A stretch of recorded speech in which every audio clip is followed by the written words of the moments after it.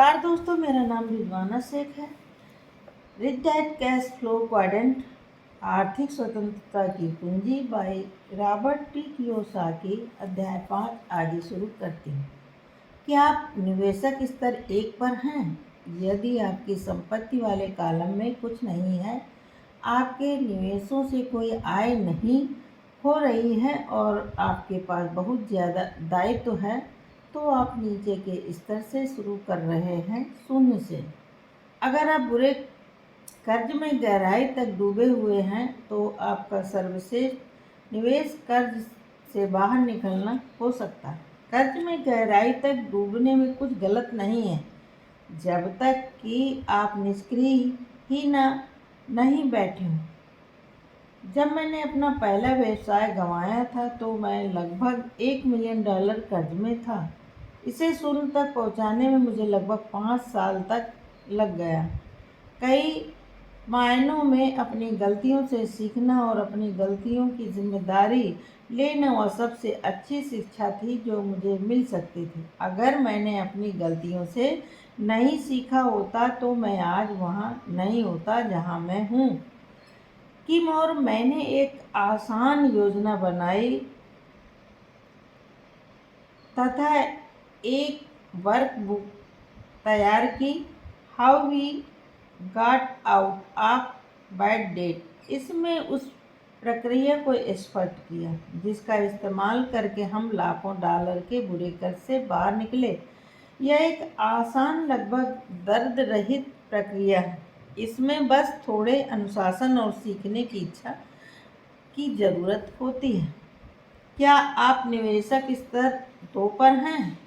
अगर आप बचत करने वाले हैं तो बहुत सावधान रहें, खास तौर पर अगर आप किसी बैंक या रिटायरमेंट योजना में पैसा बचा रहे हैं। आमतौर पर बचत करने वाले लोग हारते हैं। बचत करना प्रायः उन लोगों के लिए रणनीति होती है जो कुछ नहीं सीखना चाहते। देखिए, बचत करने के लिए किसी वित्तीय बुद्धि की ज़रूरत नहीं होती। आप पैसे बचाने के लिए किसी बंदर को भी प्रशिक्षित कर सकते हैं। बचत में जोखिम यह रहता है कि आप बहुत कम सीख पाते हैं, और अगर आपकी बचत साफ हो जाती है, या तो बाजार गिरने के कारण या पैसे की आपूर्ति के अवमूल्यन के कारण, तो आपके पास ना तो पैसे होते हैं, ना ही शिक्षा होती है। याद रखें, अमेरिकी डॉलर 1971 के बाद अपना 95% मूल्य खो चुका है। बचा हुआ मूल्य खोने में इसे ज़्यादा समय नहीं लगेगा। जैसा पहले बताया गया है, कोई व्यक्ति सोना बचाकर भी पैसे गंवा सकता है अगर वह गलत भावों पर सोना खरीद ले। मेरी सलाह यह है कि निवेश पर कुछ कोर्स करें, या तो शेयरों में या रियल एस्टेट में, और देखें कि आपकी दिलचस्पी किस क्षेत्र में जाती है। अगर किसी क्षेत्र में आपकी दिलचस्पी नहीं जगे, तो बचत करते रहें। याद रखें, बॉन्ड बाजार संसार का सबसे बड़ा बाजार इसलिए है क्योंकि ज़्यादातर लोग और कंपनियां बचत करने वाली हैं, निवेश करने वाली नहीं हैं। यह बचत करने वालों को अजीब लग सकता है, लेकिन बॉन्ड बाजार और बैंकों को उधार लेने वालों की ज़रूरत होती है। क्या आप निवेशक 3 पर हैं? क्या आप निवेशक स्तर 3 पर हैं? यह स्तर भी स्तर 2 के समान ही है। फर्क सिर्फ इतना है कि यह स्तर शेयरों, बॉन्डों, म्यूचुअल फंडों, बीमा और ETF जैसे ज़्यादा जोखिम भरे निवेशों में निवेश करता है। एक बार फिर इस स्तर के साथ जोखिम यह है कि अगर हर चीज़ चली जाती है, तो निवेशक हर चीज़ गंवा देता है और कुछ नहीं सीखता। अगर आप अपनी वित्तीय शिक्षा में निवेश करके और अपने पैसा का नियंत्रण हासिल करने में निवेश करके स्तर 3 से बाहर निकलने के लिए तैयार हों, तो स्तर 4 आपके लिए अच्छा स्तर है। क्या आप निवेशक 4 स्तर पर हैं? यदि आप पेशेवर निवेशक के रूप में यहाँ पर हैं, तो बधाई, बहुत कम लोग अपने पैसों का प्रबंधन करना सीखने के लिए समय का निवेश करते हैं। स्तर 4 पर सफलता की कुंजी आजीवन सीखते रहना इसकी कुंजी है। महान शिक्षक, महान कोच और समान मानसिकता वाले मित्र। स्तर 4 निवेशक अपने जीवन का नियंत्रण लेते हैं और यह जानते हैं कि उनकी गलतियां सीखने और विकास करने के अवसर हैं। निवेश करने के डर से वे घबराते नहीं, वे तो इसे चुनौती की तरह देखते हैं। क्या आप निवेशक स्तर 5 पर हैं? मेरे लिए स्तर 5 पर पूंजीवादी निवेशक बनना संसार के शिखर पर होने जैसा है। संसार सचमुच आपके कदमों में होता है। संसार की कोई सीमाएं नहीं रह गई। तेज गति वाली प्रौद्योगिकी के इस संसार में, संपन्नता से भरे संबद्ध संसार में पूंजीवादी बनना पहले से ज़्यादा आसान है। अगर आप इस स्तर पर हैं तो सीखते रहें और देते रहें। याद रखें, सच्चे पूंजीपति उदार होते हैं, क्योंकि बी क्वाड्रेंट वाला पूंजीपति जानता है कि ज़्यादा पाने के लिए आपको ज़्यादा देना पड़ता है। यह आपका चयन है। स्वतंत्रता के बारे में एक बेहतरीन चीज़ जीवन को उस तरह जीने का चुनाव करने की स्वतंत्रता है जिस तरह आप जीना चाहते हैं। 1973 में 26 साल की उम्र में मैं जानता था कि मैं अपना जीवन उस तरह नहीं जीना चाहता जिस तरह मेरे माता पिता ने जीने का विकल्प चुना था। मैं अपने संसाधनों से कम में गुजारा नहीं करना चाहता था। एक वेतन से दूसरे वेतन तक नहीं जीना चाहता था और महीने के आखिर में फक्कड़ नहीं रहना चाहता था। मेरे लिए यह जीवन का मतलब नहीं था। यह उनके लिए अच्छा हो सकता है, लेकिन मैं अपने दिल में जानता था कि यह मेरे लिए सही नहीं था।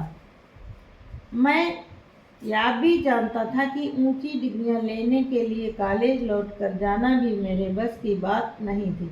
मैं जानता था कि स्कूल कॉलेज लोगों को अमीर नहीं बनाते, क्योंकि मैं ऊंची ऊंची डिग्रियों वाले परिवार में पला बढ़ा था। मेरे ज़्यादातर चाचाओं और चाचियों के पास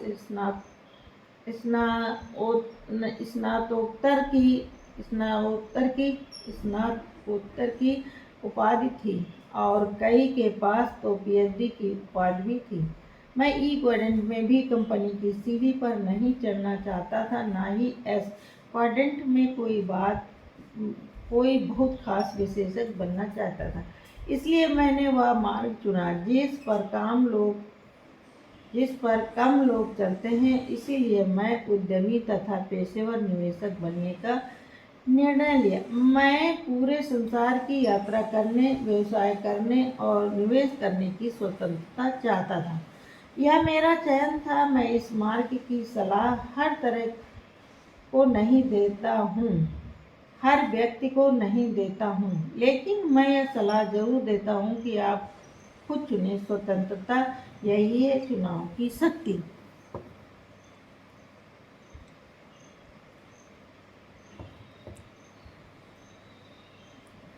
मैं आपको प्रोत्साहित करता हूं कि आप निवेशकों के 5 स्तरों को देखने के बाद अपना विकल्प चुनें। यह स्तर हर स्तर आपके हर स्तर के अपने फायदे और नुकसान हैं। हर स्तर की पैसे से ज़्यादा बड़ी कीमत है।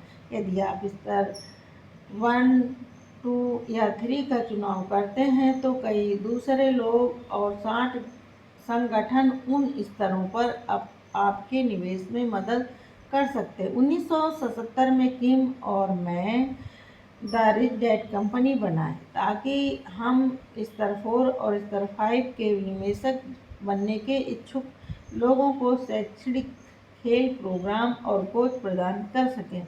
निवेश पर अंतिम शब्द। पैसों के संसार में आप अक्सर ROI शब्दावली देखेंगे। निवेश पर प्रतिफल यानी रिटर्न ऑन इन्वेस्टमेंट। आप किससे बात कर रहे हैं, उस हिसाब से ROI अलग अलग होगी। मिसाल के तौर पर, अगर आप किसी बैंकर से बात करते हैं तो वह कहेगा हम आपके पैसों पर 3% ब्याज देते हैं। कई लोगों को यह अच्छा लग सकता है। अगर आप किसी वित्तीय योजनाकार से बात करते हैं तो वह कहेगा आप अपने निवेश पर 1 साल में 10% मुनाफे की उम्मीद कर सकते हैं। कई लोगों के लिए 10% का मुनाफा रोमांचक होता है। ज़्यादातर लोगों को ऐसा लगता है, खासतौर पर उन्हें जो ई और एस क्वाड्रेंट में है, कि मुनाफा जितना ज़्यादा होगा जोखिम भी उतना ही ज़्यादा होगा। इसलिए 10% मुनाफा स्वीकार करने वाला व्यक्ति पहले ही कल्पना कर लेता है कि उस निवेश में बैंक के 30% से मुनाफे से ज़्यादा जोखिम है, और यह होता भी है। विसंगति यह है कि बैंक का 3% और शेयर बाजार का 10% मुनाफा दोनों ही बेहद जोखिम भरे हैं। बैंक में पैसे को मुद्रास्फीति और ज़्यादा ऊंचे कर का जोखिम रहता है, जो बैंकों के नोट छापने से उत्पन्न हो जाता है। शेयर बाजार में 10% मुनाफा HFT द्वारा उत्पन्न उतार चढ़ाव के कारण जोखिम में होता है। इस वजह से होता है क्योंकि नौसिखिया निवेशक बीमे के बिना निवेश करता है। मेरे संसार में ROI का मतलब है रिटर्न ऑन इंफॉर्मेशन, यानी सूचना पर मुनाफा। इसका मतलब है कि मेरे पास जितनी ज़्यादा जानकारी होगी मेरा मुनाफा उतना ही ज़्यादा होगा और मेरा जोखिम उतना ही कम होगा। मैं आपको चेतावनी दे रहा हूँ क्योंकि मैं जो कहने जा रहा हूँ वह आपको पागलपन भरा लगेगा कि यह सच नहीं हो सकता, लेकिन मैं आपको आश्वस्त कर दूँ यह सच है। मेरे संसार में स्तर 4 और स्तर 5 के निवेशक के संसार में असीमित मुनाफा अपेक्षित होता है, और वह भी कम जोखिम पर। असीमित प्रतिफल का मतलब है शून्य के बदले पैसा। दूसरे शब्दों में निवेशकों को निवेश में अपना खुद का पैसा लगाए बिना ही आमदनी प्राप्त होती है। पहले मैंने लिखा था कि मैं 1973 में रियल एस्टेट में कोर्स किया।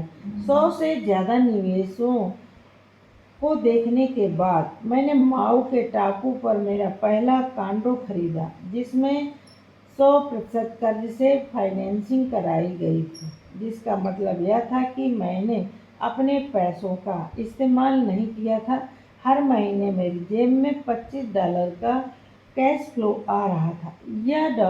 यह $25 मेरे निवेश पर असीमित लाभ था, क्योंकि मेरा निवेश शून्य था और मैं उस खंड से उदाहरण देना चाहूँगा। मेरी असली ज़िंदगी की शिक्षा शुरू हो गई थी। मैं पैसे बनाने के लिए दूसरे लोगों के पैसे का इस्तेमाल करना सीख रहा था। यह एक ऐसी योग्यता है जो सच्चे पूंजीवादी में होनी ही चाहिए। मैं जानता हूँ कि $25 प्रति माह बहुत ज़्यादा पैसा नहीं, लेकिन मेरे लिए पैसा महत्वपूर्ण नहीं था। महत्वपूर्ण तो सोचने का तरीका सीखना था, जानकारी प्रोसेस करने का तरीका सीखना था और परिणाम उत्पन्न करने का तरीका सीखना था। आज मेरे पास इतना ज़्यादा पैसा है, इसका एक कारण बस यह है कि मुझे अलग तरीके से सोचने की शिक्षा और प्रशिक्षण मिला है। अगर आपने मेरी पुस्तक रिच डैड पुअर डैड पढ़ी है तो आपको याद होगा कि पहले अध्याय का शीर्षक अमीर लोग पैसे के लिए काम नहीं करते। ई और एस क्वाड्रेंट के लोगों को इस कथन से समस्याएं आती हैं। इसका एक कारण है कि उनमें से ज़्यादातर पैसे की खातिर काम करना सीखने के लिए स्कूल गए थे। वे यह सीखने के लिए स्कूल नहीं गए थे कि दूसरे लोगों के पैसे से अपनी खातिर काम कैसे कराया जाए। जब किम और मैंने द रिच डैड कंपनी शुरू की तो हमने निवेशकों से $2,50,000 उधार लिए। जब कंपनी चलने लगी तो हमने पैसे लौटा दिए। आज उस व्यवसाय ने करोड़ों डॉलर लौटा दिए। केवल किम और मुझे ही नहीं, बल्कि रिच डैड कंपनी से जुड़ी कंपनियों और व्यक्तियों को भी। जैसा मैंने कहा था, पूंजीपति उदार होते हैं। मेरा मुद्दा यह है कि जिस पल कोई व्यक्ति जान जाता है कि दूसरे लोगों के पैसे या बैंक के पैसे या शून्य से पैसा कैसे कमाया जाता है, उसी पल वह एक भिन्न संसार में प्रवेश कर जाता है। यह संसार ई और एस क्वाड्रेंट के लोगों के संसार से बिल्कुल विपरीत है, जहाँ कड़ी मेहनत, ऊंचे कर और निवेश पर कम मुनाफा पाया जाता है। ज़्यादातर लोगों को यह विश्वास होता है कि बचत करना चतुराई भरा तरीका है और शेयर बाजार में 10% मुनाफा रोमांचक होता है। इसका कारण सिर्फ वित्तीय शिक्षा का अभाव है। आपका सर्वश्रेष्ठ ROI आपके निवेश पर मुनाफा नहीं है, बल्कि आपकी सूचना पर मुनाफा है। इसलिए वित्तीय शिक्षा अनिवार्य है, खास तौर पर आगे के संसार की अनिश्चितता के लिए। शिक्षा शब्द के बारे में याद रखें, शिक्षा हमें जानकारी को अर्थ में बदलने की शक्ति देती है। सूचना युग में हम वित्तीय जानकारी में डूबे हुए हैं, लेकिन वित्तीय शिक्षा के बिना हम जानकारी को हमारे जीवन के लिए उपयोगी अर्थ में नहीं बदल सकते।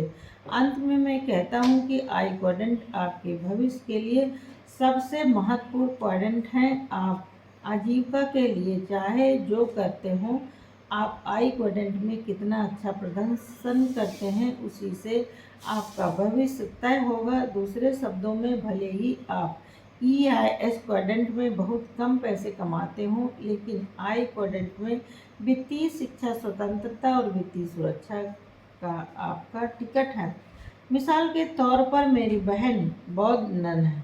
वह एस क्वाड्रेंट में शून्य कमाती है, लेकिन वह हमारे निवेश कोर्स में हिस्सा लेती है और लगातार अपनी वित्तीय शिक्षा बढ़ा रही। आज उसका भविष्य उज्जवल है, क्योंकि उसने बैंक में पैसे बचाना और म्यूचुअल फंड खरीदना छोड़ दिया।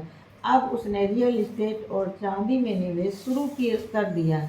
2000 और 2010 के बीच के 10 वर्षों में उसने आई क्वाड्रेंट में इतना पैसा कमाया जितना वह कभी एस क्वाड्रेंट में नन के रूप में जिंदगी भर में नहीं कमा सकती थी। मुझे अपनी बहन पर गर्व है। वह पैसे से नन हो सकती है, लेकिन उसे गरीब नन होने की ज़रूरत नहीं। आगे बढ़ने से पहले बड़ा सवाल यह है, नंबर 1, आप किस तरह के निवेशक हैं? अगर आप जल्दी दौलतमंद बनने के बारे में सचमुच गंभीर हैं, तो 5 स्तरों को पढ़ें और बार बार पढ़ें। जब भी मैं इन स्तरों के बारे में पढ़ता हूँ, तो मुझे हर बार सभी स्तरों पर अपनी थोड़ी थोड़ी छवि दिखाई देती है। मैं न सिर्फ अपनी शक्तियों को पहचानता हूँ, बल्कि उन चारित्रिकों दोषों को भी पहचान जाता हूँ जो मुझे पीछे रोके रखते हैं। भारी वित्तीय दौलत की राह यही है कि आप अपनी शक्तियों को मजबूत करें और अपने चरित्र के दोषों को दूर करें। और ऐसा करने का रास्ता यह है कि आप सबसे पहले तो उन्हें पहचानें और यह ढोंग नहीं करें कि आप पूरी तरह से आदर्श और दोष रहित हैं। हम सभी अपने बारे में सर्वश्रेष्ठ बोलना चाहते हैं। मैंने अपने ज़्यादातर जीवन में स्तर 5 का पूंजीपति बनने का सपना देखा था। मैं जानता था कि मैं यही बनना चाहता था। यह उसी पल हो गया था जब मेरे अमीर डैडी ने मुझे शेयर चुनने वाले और घोड़े पर दांव लगाने वाले के बीच की समानता बताई थी। लेकिन इस सूची के विभिन्न स्तरों का अध्ययन करने के बाद मैं चरित्र के उन दोषों को देख सकता था जिन्होंने मुझे पीछे रोक रखा था। मैंने अपने भीतर स्तर 4 के चारित्रिक दोष पाए, जो दबाव के समय में अपना बदसूरत सिर उठा लेते थे। इसलिए किम अपने दोस्तों और अतिरिक्त प्रशिक्षण के मार्गदर्शन से मैंने अपने चारित्रिक दोष को दूर करना शुरू किया और उन्हें शक्तियों में बदला। स्तर 5 के निवेशक के रूप में मेरी प्रभाविता तुरंत बेहतर हो गई। हालांकि आज मैं स्तर 5 के निवेशक के रूप में काम करता हूँ, लेकिन मैं अब भी 5 स्तरों को बार बार पढ़ता हूँ और खुद को बेहतर बनाने पर काम करता हूँ। आपके लिए एक और सवाल यह है, नंबर 2, निकट भविष्य में आप किस स्तर के निवेशक बनना चाहते हैं। चेतावनी, स्तर 5 का निवेशक बनने का लक्ष्य रखने वाले हर व्यक्ति को इससे पहले स्तर 4 के निवेशक की योग्यताओं को विकसित करना होगा। स्तर 5 तक पहुंचने के मार्ग में आप स्तर 3 का निवेशक हैं जुआरी। अगर प्रश्न 2 का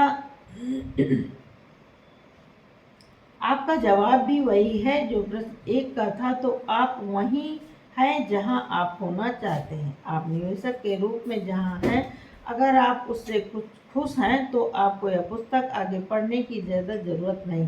जीवन के सबसे बड़े आनंदों में से एक वही सुखी रहना है जहां आप हैं। बधाइयाँ। बहरहाल, अगर आप अब भी वित्तीय दृष्टि से ज़्यादा जानकारी चाहते हैं और अपनी वित्तीय स्वतंत्रता का पीछा करने में रुचि रखते हैं तो आगे पढ़ते रहें। बाकी बचे अध्याय मूलतः बी और आई क्वाड्रेंट में आवश्यक गुणों पर ध्यान केंद्रित करेंगे।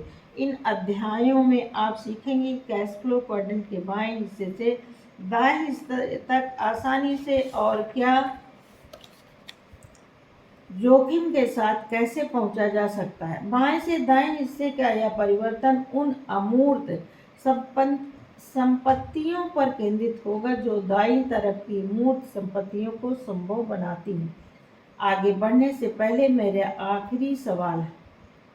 नंबर 3, किम और मैं बेघर थे। 10 साल से कम समय में मिलियनियर बनने के लिए आपको क्या लगता है कि हमें किस स्तर तक निवेशक बनने की ज़रूरत थी? जवाब अगले अध्याय में, जहां मैं वित्तीय स्वतंत्रता की हमारी व्यक्तिगत यात्रा से कुछ सीखने के अनुभव बताने जा रहे हैं। Thank you.